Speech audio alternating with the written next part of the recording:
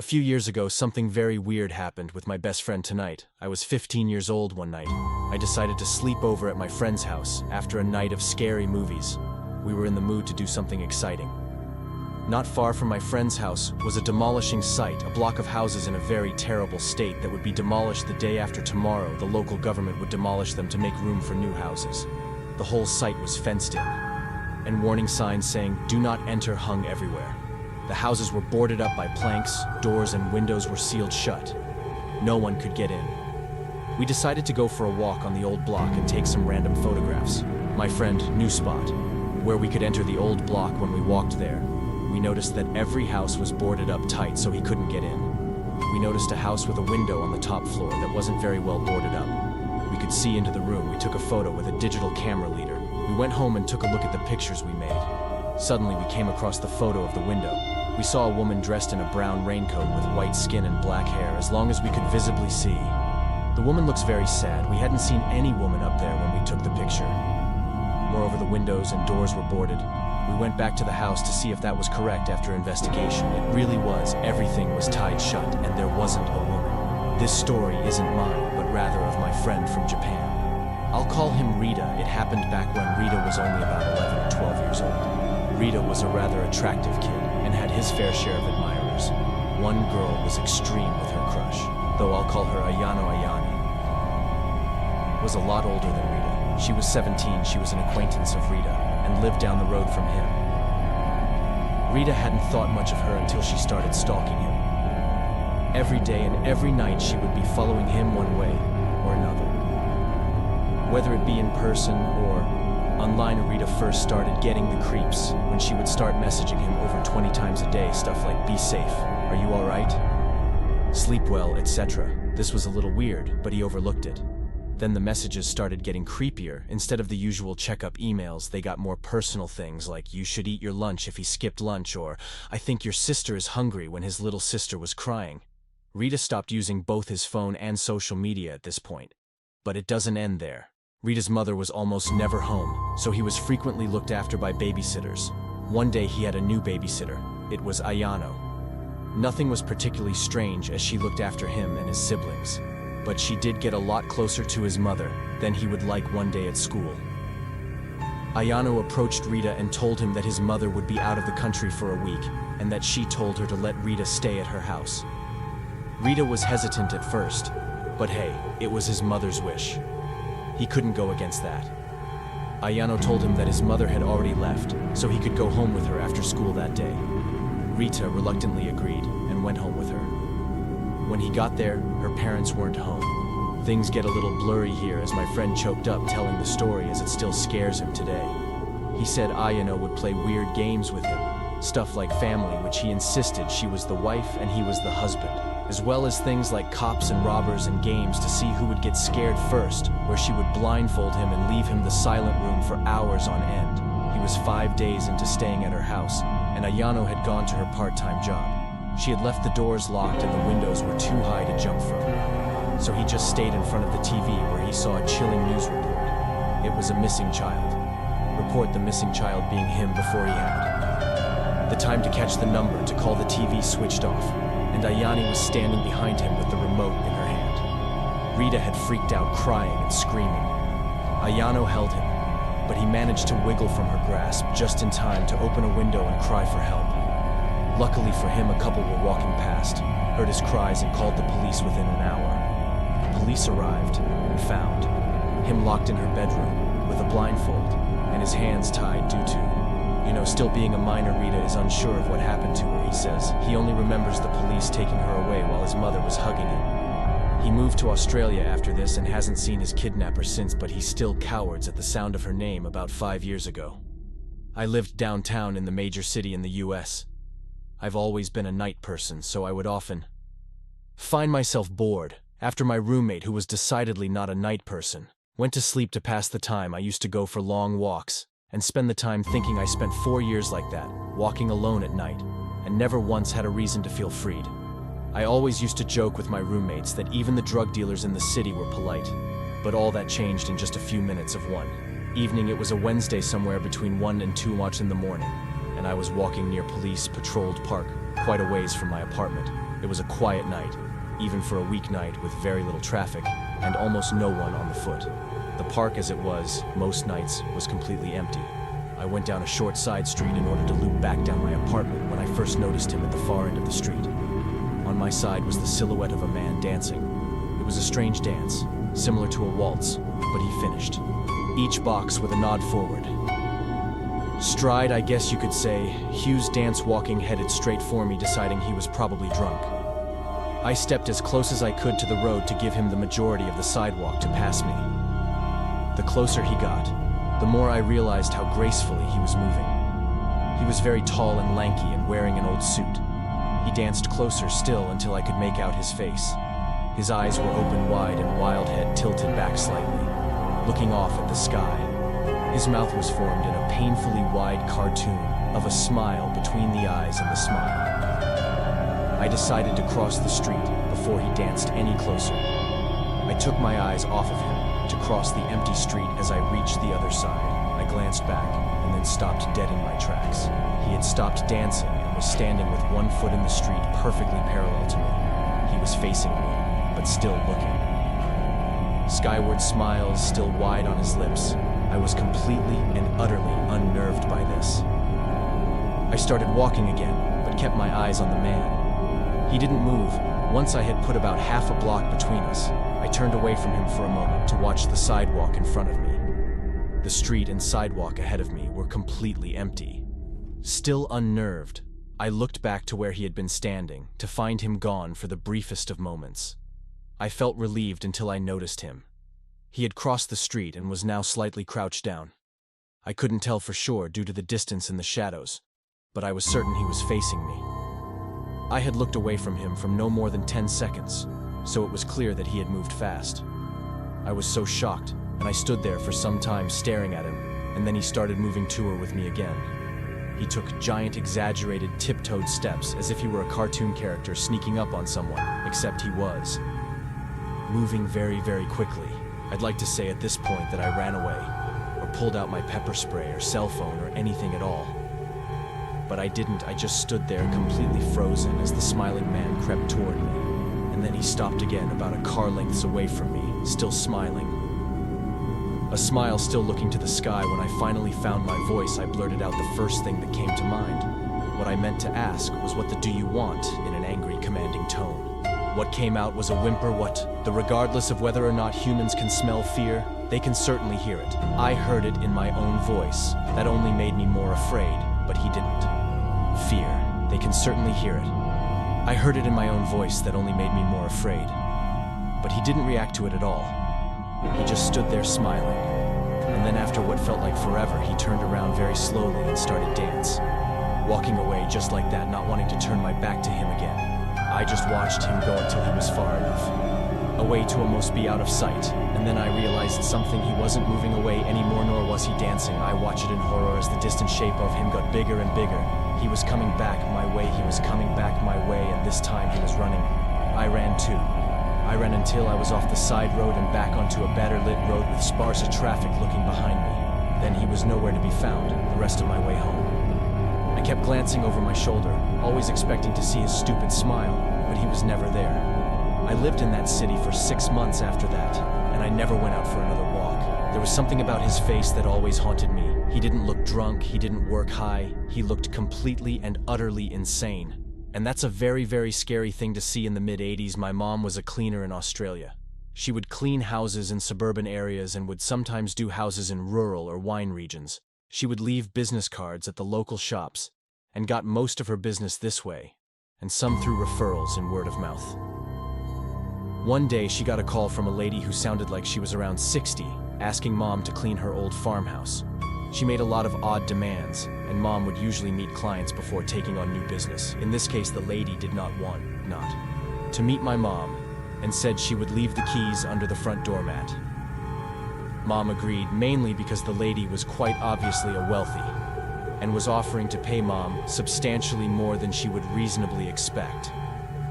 Mom went to the house on a Monday morning and said she already felt unnerved by the long driveway.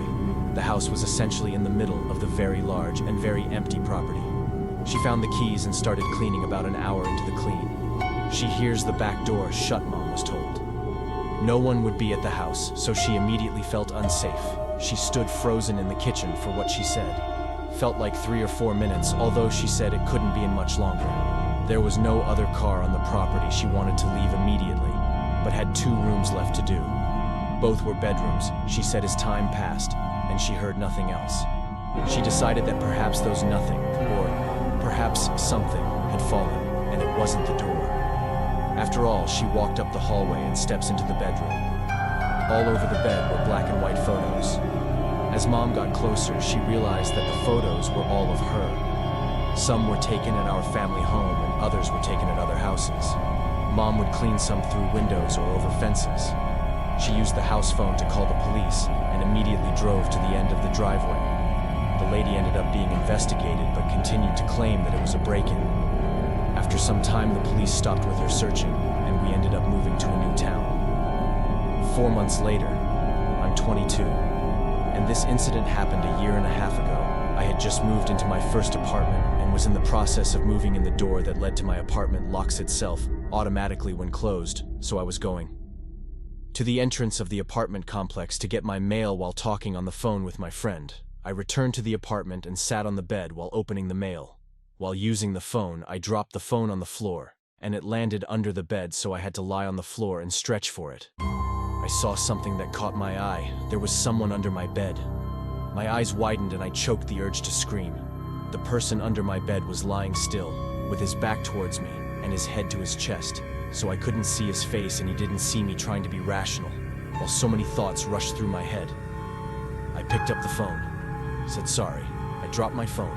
I'm just gonna take a shower and call you back. The bathroom is right by my bed, so I hastily walked in quietly, locked the door, turned the shower on, jumped out my window and called the police. They told me to wait nearby, but to go across the street and see if anybody comes out the door of the apartment complex. This was during the summer and, still light out. I placed myself across the street, hiding behind a car wall, watching my open bathroom window and the entry door. I called my friend, and he came over just before the police. I gave them my keys, and they went inside only moments later. 2 cops came out holding a thin and tired-looking man. His eyes looked crazy, but he didn't try to get away. The policeman that stood beside me and comforted me, while the police searched through my house, told me that the man stood outside my bathroom door with one of my kitchen knives waiting for me to come out. This man had somehow crept in my entry door while I was getting my mail and hid under the bed. The man that was trying to hurt me turned out to be a homeless person and was placed in a mental hospital. When I was 21, me and my girlfriend were upstate in my family's vacation Mobile. Home, it was during a snowstorm, and we were sitting on the couch next to the heater, snuggling and watching late-night TV. We were surrounded by absolutely nothing but forests in all directions, and all that was keeping us from the outside was a wooden door that had a broken lock. The last time my grandparents came up, my grandpa put a few cinder blocks by the door to use as a kind of barrier in the meantime, since the door opened inwards anyway. While we were watching TV, my girlfriend started shaking me, telling me she heard something outside. I assured her it was most likely a deer or bear or something. But then 5 minutes later, my girlfriend looked at me again. I heard it too. I muted the TV so we could hear it better. It sounded like someone was messing around in the little one mower shed. Outside, my car was parked outside and all the lights were on inside. If there was anybody out there, they knew we were inside. My girlfriend was urging me to go outside and check it out, but I told her she must be crazy to think that I was going out there. The sound stopped, and there was nothing but the sound of the storm outside now. After a few minutes, I felt it safe to shut the inside lights and open the blinds and take a quick look outside, but it was too dark to see anything. I turned on the porch light, and I was able to see a good portion of the front yard outside. There were footprints in the snow, not animal footprints, they were clearly shoe prints, and they were headed in the direction of the backyard. I went to open the curtains to the backyard window, and when I did, I felt the urge to scream, but my girlfriend did.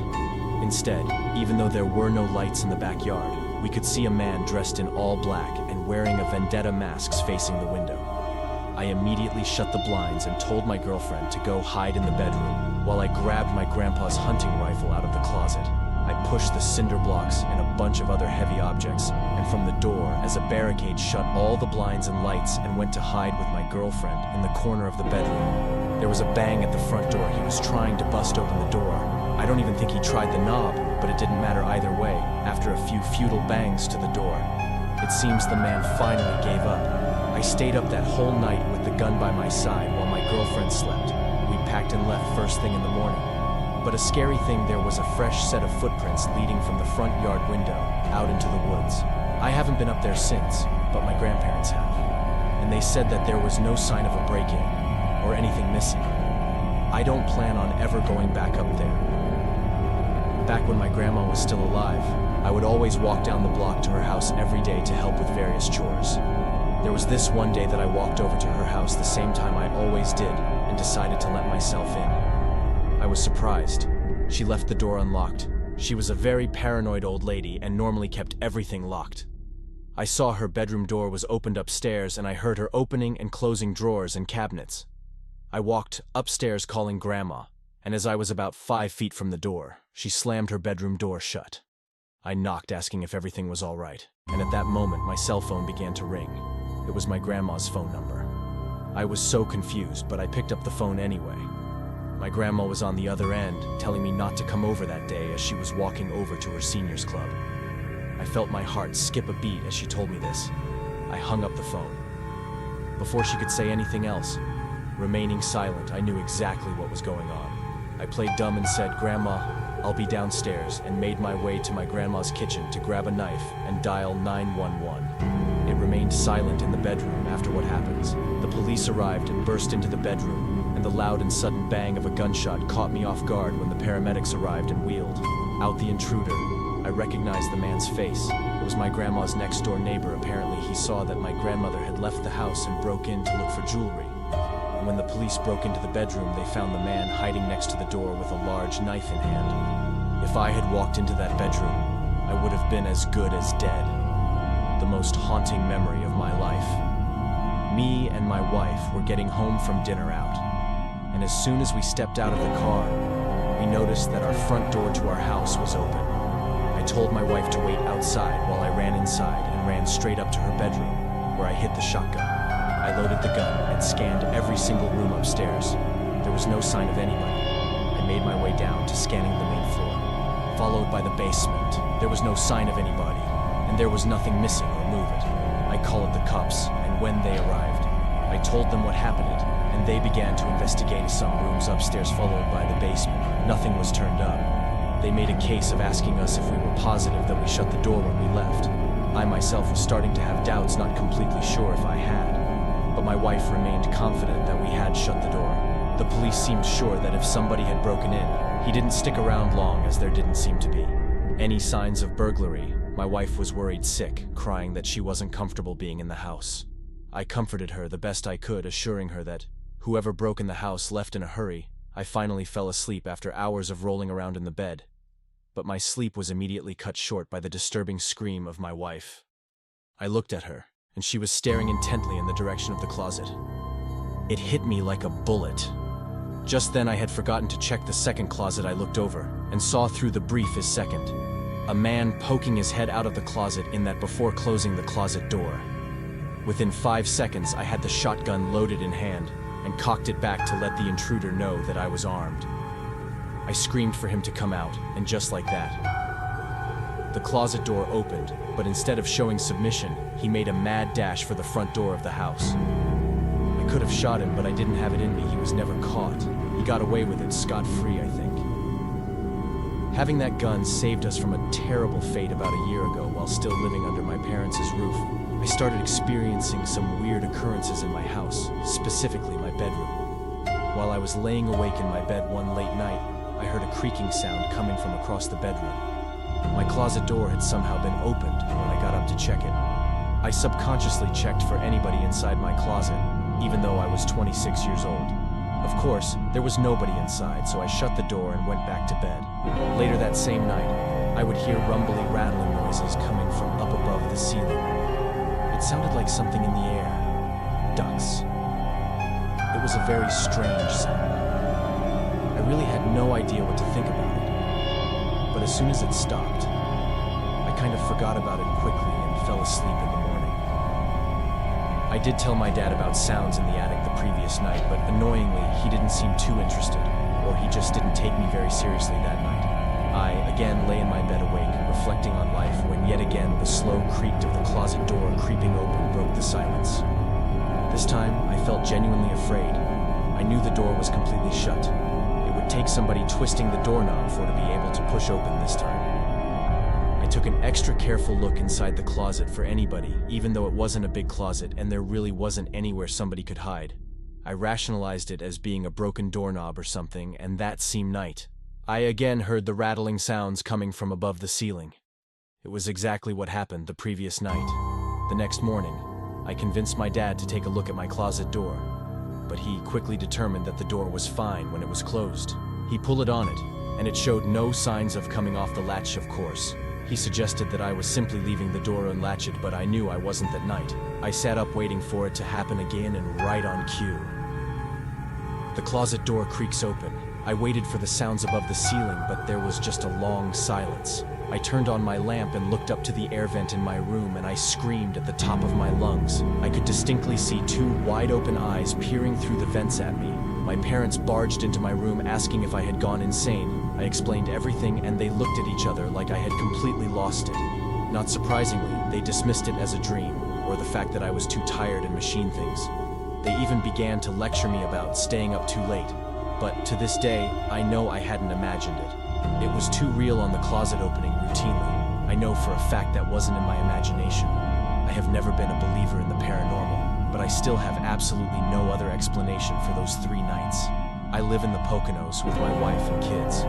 There's a small lake about a quarter-mile away from our backyard. I commonly take my kids down there to go swimming up until last week. That is now, I'm never letting them go down there. Again, I haven't told anyone about this in fear of sounding crazy. It was last Saturday. We went over to the lake and set up our chairs on the sand. It's like a little private beach in our own backyard. It's been amazing. Me and my wife sat in our beach chairs enjoying the sun wall. Orchids were splashing around in the water. I always tell them not to go too deep. They're still young, 6 and 8. We sat there for a good 2 hours that day. Neither of us were in the mood to get wet eventually, and my wife got tired and decided to walk back home. I agreed to stay with the kids a little while longer, as they were somehow still having so much fun playing in the sand and water. The sun was setting at this point. I was getting tired. They were going a little too deep, so I called at them to come back closer to the shore. They couldn't hear me apparently, so I stood up and got closer before could call them again. I noticed something in the water.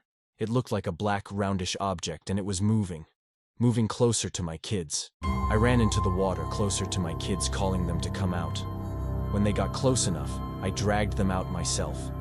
When I turned back to the water, the object was gone. My kids were confused as hell. I didn't know what to tell them, so I just told them it was time to go home.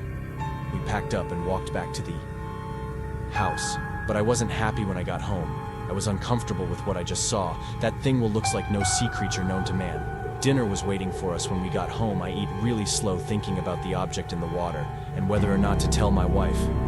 My wife asked me what's wrong. She noticed that I was eating slow. I decided not to tell her. Right then after dinner, I took a flashlight with me and walked back down to the lake. By then, nose was already dark out. I got to the lake, but to be honest, I didn't even know what I was expecting to find. I shined the flashlight all around the surface of the water, searching for the black object. And just then, I heard a large splash come from somewhere in the lake, the kind of splash of something emerging out of the water. I thought it might be some kind of animal in the lake. I shined the light all over the place, searching for the source of the sound. And then I found it, and I realized I was dead wrong. There was a silhouette of a humanoid figure with long black hair covering its whole face. It just stood there facing me, but not staring at me. Not that I could tell, I dropped the flashlight in horror and sprinted all the way back up to my house, slamming the door shut behind me. I haven't told anybody about this. What kills me is that leak is only a quarter-mile away from my house, and for all I know, that thing could be watching me through my window right now. As I write this, you dared to delve into these spine-chilling tales? Make sure to subscribe, like, and share Nightmare Realm 89 to join our journey through the uncharted terrains of terror. Ring the bell for the latest updates and never miss a moment in our realm of nightmares. Your support unveils more shadowy stories. Embrace the fear. Embrace the unknown.